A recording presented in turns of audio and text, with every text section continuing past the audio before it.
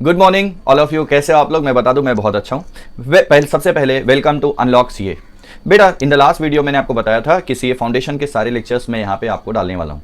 बेटा CA foundation में सबसे पहले अकाउंट्स के बारे में हमें जानना जरूरी है कि अकाउंट्स का मतलब क्या होता है। लेकिन अकाउंट्स को जानने के लिए सबसे पहले आपको जानना पड़ेगा कि इकोनॉमिकल एक्टिविटी क्या होता है। बेटा आज के सिलेबस में हम लोग इंट्रोडक्शन का पार्ट पढ़ने वाले हैं, जहां पे हम समझेंगे कि अकाउंट्स आया कैसे, आया कहां से और कैसे ये वर्क करता है। बेटा सबसे पहले अपने को जानने की जरूरत है कि इकोनॉमिकल एक्टिविटी क्या होता है। तो every individual has a economical activity. Just like अगर मैं किसी एक पर्सन की बात करूं, जैसे ये छोटू है, तो छोटू जॉब पे जाता है, जॉब से पैसा अर्न करके लाता है और वो कपड़ों पे खर्चा करता है, अपने बच्चों के स्कूल फीस पे खर्चा करता है। ऐसी एक्टिविटी को हम बोलते हैं इकोनॉमिकल एक्टिविटी। उसी तरह से जब हम बिजनेस में जाते हैं तो बिजनेस से हम क्या करते हैं बेटा? अर्न करते हैं। और बिजनेस में या हम अपने पर्सनल पर्पस के लिए क्या करते हैं बेटा? हम स्पेंड करते हैं। बेटा ये जो एक्टिविटी चल रही है, ये एक्टिविटी कैसे होती है? तो बाय वे ऑफ ट्रांजैक्शंस। सबसे पहले हम क्या करते हैं? ट्रांजैक्शंस। तो इन जनरल टर्म अगर मैं ट्रांजैक्शन आपको एक्सप्लेन करूं तो ट्रांजैक्शंस मींस होता है एक्सचेंज ऑफ थिंग्स, जहां पे हम क्या करते हैं? कुछ ना कुछ क्या करते हैं? हम ट्रांजैक्ट करते हैं, मतलब हम क्या करते हैं? एक्सचेंज करते हैं। लेकिन बेटा हमें ट्रांजैक्शन इन जनरल टर्म नहीं चाहिए, हमें बिजनेस ट्रांजैक्शन के बारे में बात करना है, क्योंकि हम अकाउंटेंसी फॉर द बिजनेस कर रहे हैं। तो बिजनेस ट्रांजैक्शन मतलब क्या होता है? तो अगर मैं डेफिनेशन बताऊं बिजनेस ट्रांजैक्शन का, तो exchange of goods and services between to parties for the money और मनी वर्थ। बेटा यहां पे कुछ चीजें बहुत इंपॉर्टेंट है। सबसे पहले दो पार्टी होना चाहिए, दूसरी बात मनी और मनी वर्थ में होना चाहिए।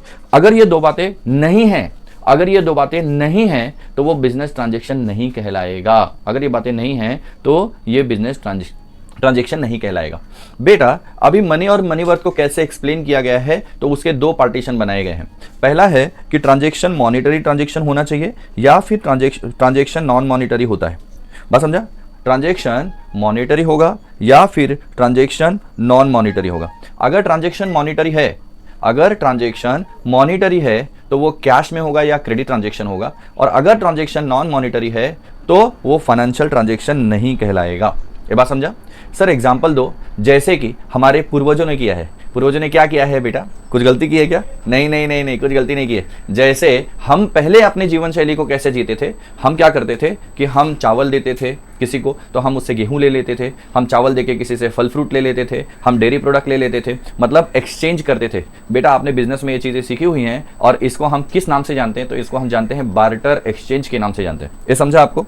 तो what is mean of transaction? Business transaction. तो business transaction means exchange of goods और सर्विसेज बिटवीन टू और more party for the money और मनी वर्थ। बेटा मैं एक बार फिर से रिपीट करता हूं, बहुत इंपॉर्टेंट है। Business transaction means a goods exchange of goods and services between to parties for money और मनी वर्थ। बेटा थोड़े टाइम में हम समझेंगे अगले लेक्चर में कि टू पार्टीज ऐसा ये इंपॉर्टेंट क्यों है और मनी और मनी वर्थ ऐसा इंपॉर्टेंट क्यों है। बेटा अब दूसरी चीज क्या है? इवेंट को समझना। अब इवेंट को हम क्यों समझ रहे हैं, ये बुक कीपिंग के डेफिनेशन को हम समझेंगे तब समझेंगे। पहले इवेंट देख लेते हैं। Event means outcome of transaction like the profit और क्लोजिंग स्टॉक। अब ये क्या है सर? नहीं समझा। एक एग्जांपल के थ्रू से समझते हैं बच्चों। मान लो कि आपने 100 यूनिट का परचेस किया और उस 100 यूनिट के परचेस में से 80 यूनिट आपने सेल कर दिया। तो परचेस एक ट्रांजैक्शन हो गया, सेल दूसरा ट्रांजैक्शन हो गया। क्यों? परचेस आपने और आपके सप्लायर के बीच में हुआ होगा, सेल आप में और आपके डेटर के बीच में हुआ होगा। तो यहाँ पे दो पार्टीज है।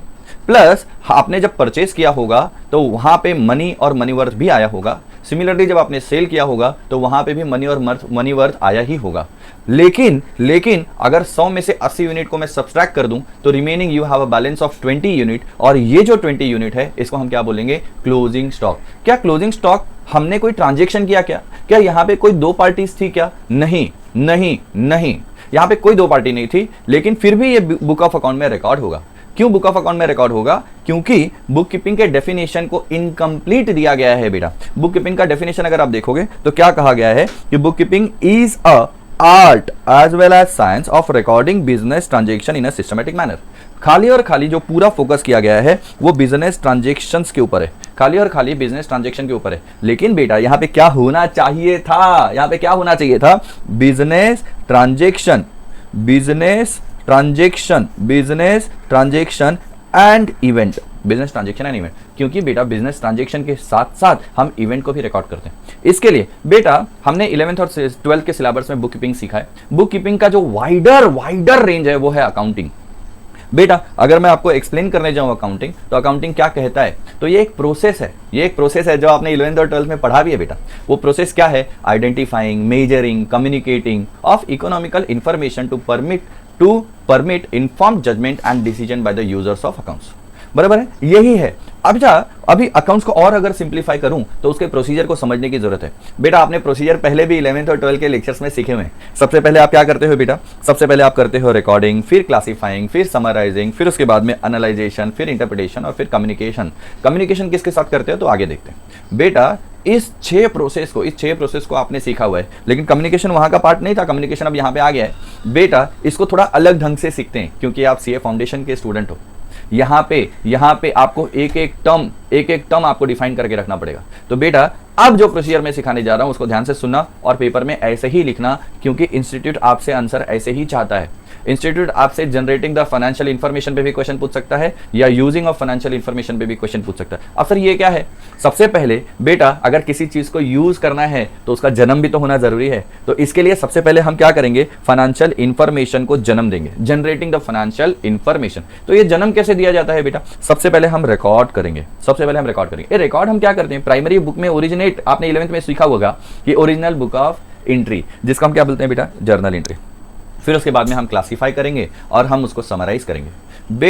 बेटा ये जो तीनों टर्म है इसी को हम जर्नल एंट्री, लेजर और ट्रायल बैलेंस बोलते हैं। समझा बेटा आपको? फिर उसके बाद में हम इसे यूज करते हैं, लेकिन यूज करने के लिए हमें फाइनेंशियल स्टेटमेंट बनाना पड़ता है। फिर उसके बाद में कुछ रेशियो के हेल्प से हम इंटरप्रिटेशन करते हैं और फिर हम अपने मालिक को, ये मालिक मतलब कौन बेटा? अगर सोल प्रोप्राइटरशिप कंसर्न में देखेंगे तो सोल प्रोप्राइटर्स का मालिक होता है। जॉइन हिंदू में देखेंगे तो पार्टनर्स उसके मालिक, पार्टनरशिप फर्म में देखेंगे तो पार्टनर उसका मालिक होते हैं। जॉइन हिंदू फैमिली बिजनेस में देखोगे तो कर्ता उसका मालिक होता है, और जॉइंट स्टॉक कंपनी में देखोगे तो शेयर होल्डर इज अ मालिक ऑफ द ऑर्गेनाइजेशन। बेटा हम यहाँ पे सभी की बात करने वाले हैं, तो यहाँ पे हम बात करेंगे यूजर्स की। अभी कम्युनिकेट टू द यूजर्स। अभी यूजर्स दो तरह के हो सकते हैं, या फिर इंटरनल या फिर एक्सटर्नल। अभी इंटरनल यूजर कौन? जो कंपनी के अंदर के लोग हैं, और एक्सटर्नल यूजर कौन? जो कंपनी के बाहर के लोग हैं। बेटा अगर मैं कंपनी के अंदर के लोगों की बात करूं तो बोर्ड ऑफ डायरेक्टर हो गए, पार्टनर्स हो गए, मैनेजमेंट हो गया, ऑफिसर्स हो गए, ये उसके कौन है? Internal user. अगर मैं एक्सटर्नल यूजर की बात करूं तो इन्वेस्टर हो गए, सप्लायर हो गए, गवर्नमेंट हो गया, कस्टमर हो गया, ये इसके एक्सटर्नल यूजर हैं। बेटा इसको डीपली पढ़ने के लिए आपको स्टडी मटेरियल में थोड़ा सा जाके देख लेना, बहुत ही ईजी है। बात समझा? बेटा एक चीज ध्यान रखना, यहाँ पे मैंने नोट में डिफाइन करके दिया है, किसी भी टेक्स्ट बुक में डिफाइन करके नहीं दिया है। Recording and classification along with the preparation of trial balance is called as bookkeeping, जितना आपने 11th और 12th में सीखा हुआ है। दूसरा क्या है बेटा जो अभी आपको सीखना है, जिसपे आपको फोकस करना है, वो है preparation of financial statement and analysing, interpretation and communication is a accounting. आप समझते हैं कि अकाउंटिंग हम बनाते ही क्यों हैं? What is the reason behind of that कि you are preparing a accounting? बेटा अकाउंटिंग बनाने के खाली 2 रीजन होते हैं, बस मैंने इसको 4 हिस्सों में डिवाइड किया है आपको समझाने के लिए।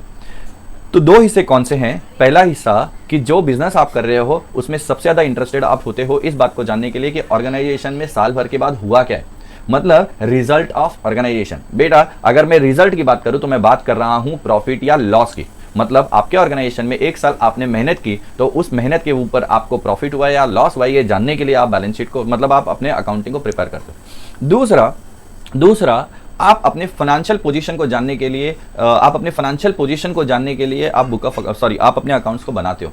एक बार फिर से मैं रिपीट कर रहा हूं, आप अपने फाइनेंशियल पोजीशन को जानने के लिए आप बैलेंस शीट को बनाते हो। Balance sheet is nothing but a comparison of assets and liabilities, और ये दोनों ही चीजें आप यूजर्स को क्या कर देते हो? दिखा देते हो। जब यूजर्स को दिखाते हो तो क्या दिखाते हो बेटा?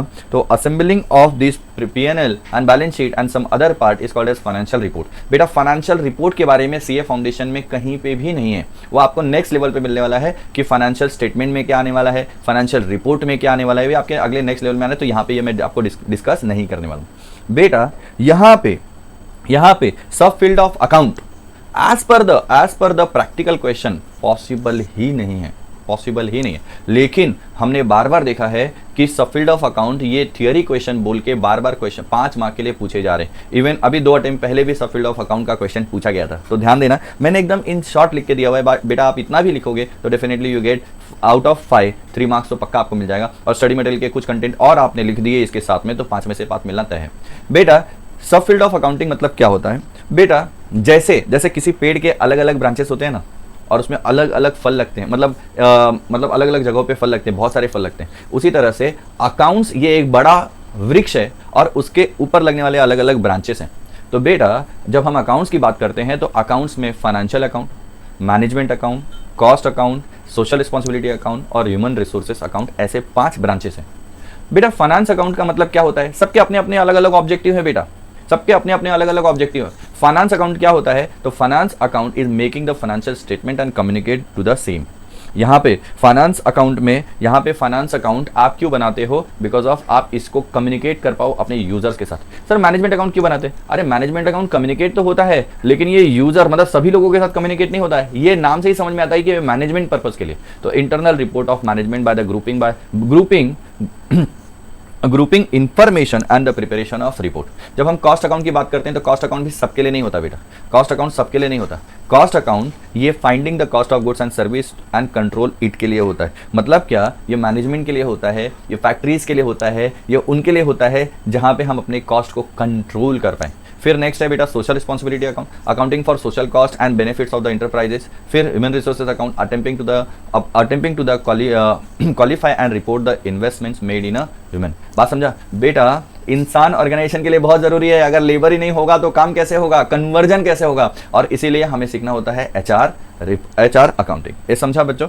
बेटा इसमें से सीए फाउंडेशन लेवल पे खाली और खाली आपको फाइनेंशियल अकाउंटिंग का ही हिस्सा है, फाइनेंशियल अकाउंटिंग का ही हिस्सा है बेटा। इवन मैं ये भी नहीं बोल रहा हूँ, मैं खाली हिस्सा बोल रहा हूँ, पूरा फाइनेंशियल अकाउंटिंग तो है भी नहीं, क्योंकि पूरा फाइनेंशियल अकाउंटिंग आप सीए बनने तक सीखते हो, क्वालिफाइड होने तक सीखते हो, लेकिन उसका कुछ हिस्सा यहाँ पे आपको दिया है, बेसिक्स आपको दिए हुए हैं कि सीए इंटर, सीए फाइनेंस में आपको दिक्कत ना हो। Next, relationship of account with the other disciplines. मतलब क्या बेटा कि हमारे और कौन कौन से, जैसे हमारे घर में बेटा अगर हम हैं तो हमारा कोई ना कोई भाई है, हमारे कोई ना कोई बहन है, हमारा कोई ना कोई दोस्त होता है। उसी तरह से बेटा अकाउंट्स का भी अलग अलग दोस्त होता है, उनके अपने अपने रिलेशन होते हैं। जैसे अकाउंट्स के रिलेशन मैथ्स के साथ होते हैं, स्टैट्स के साथ होते हैं, लॉ के साथ होते हैं, मैनेजमेंट के साथ होते हैं, इकोनॉमिक्स के साथ होते हैं, सबके अपने अपने रिलेशन है।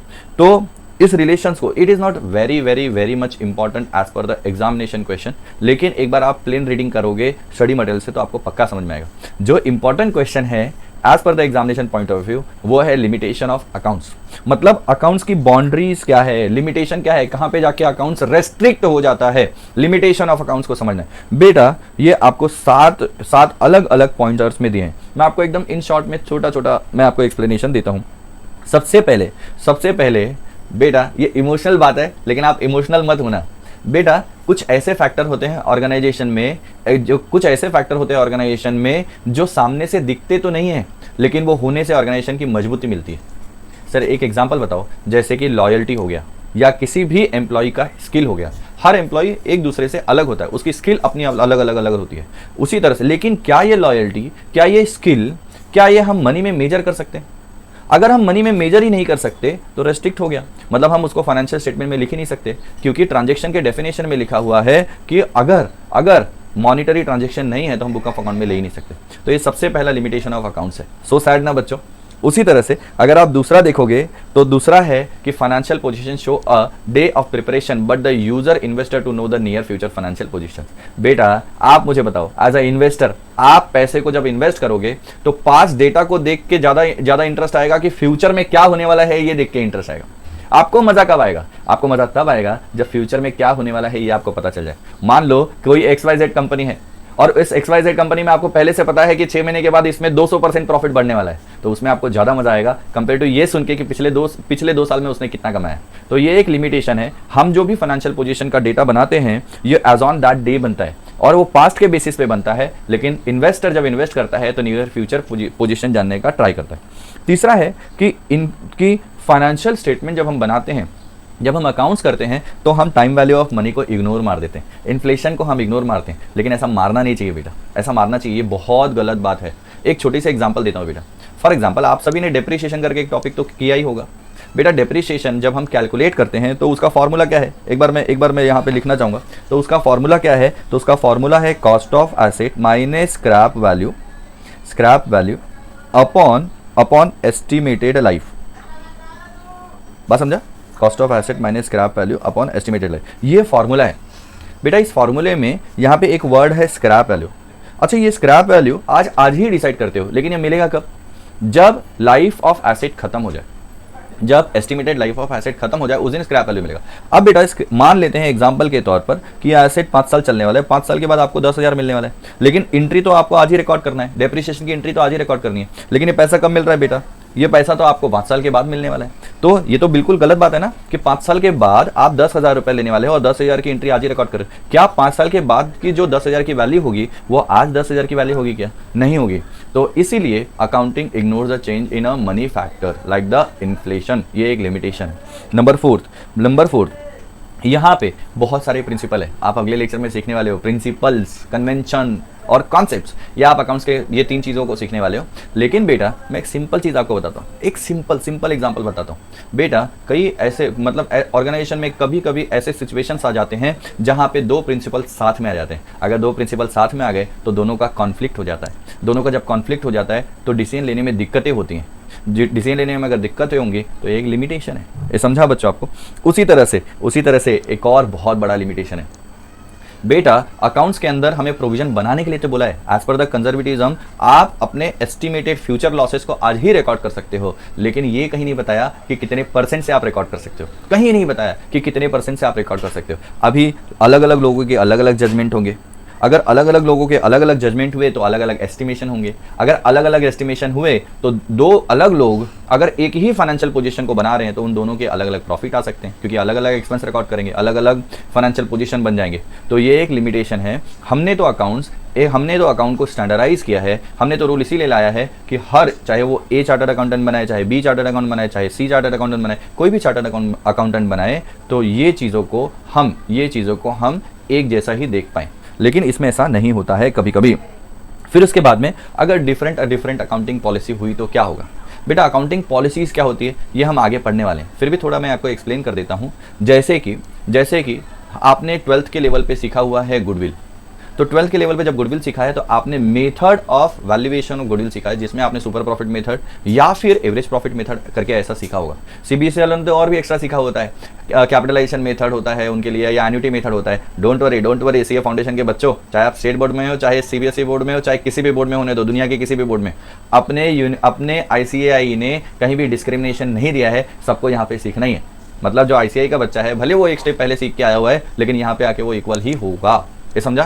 तो यहाँ पे आपको डरने की कोई बात नहीं और मैं आपको सिखाने वाला हूँ। No worries about this things. लेकिन अभी तो हमारा जो डिस्कशन है वो किसके ऊपर है कि अकाउंटिंग पॉलिसीज अगर अलग अलग हुई तो मैनिपुलेशन पॉसिबल है। तो इन चीज़ों को आपको ध्यान रखना है। और एक बहुत बड़ी चीज़, बहुत सैड है, इस पे तो एक एग्जाम्पल भी मैं आपको बता सकता हूँ। अभी लेटेस्ट एग्जाम्पल है बेटा सर रतन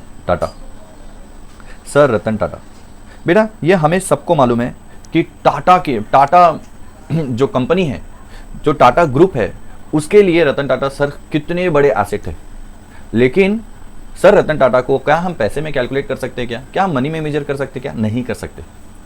तो इसीलिए उनकी वैल्यू हम बुक ऑफ अकाउंट में नहीं रिकॉर्ड कर सकते थे। लेकिन ये फाइनेंशियल लॉस तो है। अगर आप देखोगे तो ये फाइनेंशियल लॉस है। भले मनी में मेजर नहीं कर सकते, लेकिन ये फाइनेंशियल लॉस तो है। ये समझा आपको? तो किसी भी इंसान को आप एज अ एसेट्स अकाउंट्स के अंदर नहीं ले सकते। हाँ, इकोनॉमिक्स में आप लेते हो, लेकिन अकाउंट्स में आप नहीं ले सकते। मैं फिर से एक बार रिवाइज करता हूँ 7 लिमिटेशन। पहला लिमिटेशन क्या है? किसी की लॉयल्टी, किसी की स्किल को आप बुक ऑफ अकाउंट में नहीं रिकॉर्ड कर सकते। किसी इंसान को आप बुक ऑफ अकाउंट में नहीं रिकॉर्ड कर सकते। बेटा जो हम फाइनेंशियल स्टेटमेंट बनाते हैं वो प्रेजेंट डेट पे बनाते हैं, लेकिन हमें इंटरेस्ट जो होता है वो नियर फ्यूचर फाइनेंशियल पोजीशन के अंदर होता है। इन्फ्लेशन इग्नोर हो जाता है। मल्टीपल अगर कॉन्सेप्ट्स या सिचुएशंस आए, प्रिंसिपल्स आए, तो वो कॉन्फ्लिक्ट हो जाते हैं। प्रोविजन अपने अपने जजमेंट पे बनाया जा सकता है। इसके लिए अकाउंटिंग एस्टिमेट सबके अलग अलग होने के पॉसिबल हैं। डिफरेंट अकाउंटिंग पॉलिसी या मैनिपुलेशन के चांसेस को बढ़ा देता है। अब आ गई हमारी सीए अंशु। अभी सीए अंशु अगर चार्टर्ड अकाउंटेंट बनती है तो वो कौन कौन से सर्विसेज को दे सकती है और कौन कौन से एरियाज में वो काम कर सकती है? तो बेटा आपको लगता होगा कि सीए खाली ऑफिस में बैठ के साइन करता है। ऐसा कुछ भी नहीं है। आप अपने अपने स्किल को अलग अलग जगह पे यूज़ कर सकते हैं। जैसे कि बहुत सारे चार्टर्ड अकाउंटेंट खुद का प्रैक्टिस खोल के बैठे हैं, बहुत सारे चार्टर्ड अकाउंटेंट खुद की टीचिंग कर रहे हैं, बहुत सारे चार्टर्ड अकाउंटेंट किसी ऑर्गेनाइजेशन को अपने जॉब सर्विसेज को दे रहे हैं, तो ये सब अलग अलग सर्विसेज को किया जा सकता है बेटा। उसी तरह से यहाँ पे area of services of CA दिया हुआ है। अभी सीए अंशु अगर वो अपने चाहे तो वो कहाँ कहाँ पे काम कर सकती है, तो वो maintain of book of account कर सकती है, या स्टैट्यूटरी ऑडिट कर सकती है, इंटरनल ऑडिट कर सकती है, टैक्सेशन कर सकती है, मैनेजमेंट अकाउंटिंग कंसल्टेंसी सर्विस कर सकती है, फाइनेंशियल एडवाइस कर सकती है, या फिर अदर सर्विसेज को भी दे सकती है। बात समझा बेटा? आज के लिए इतना ही काफ़ी है। Thank you so much. अगर आपको मेरा लेक्चर अच्छा लगा हो तो please please please subscribe my channel, comment on my channel and share with your friends. अगर आप मुझे सपोर्ट करते हो तो मुझे भी अच्छा लगेगा बच्चों, और मैं आगे और अच्छे लेक्चर्स डिलीवर कर पाऊंगा। Thank you so much. Bye bye.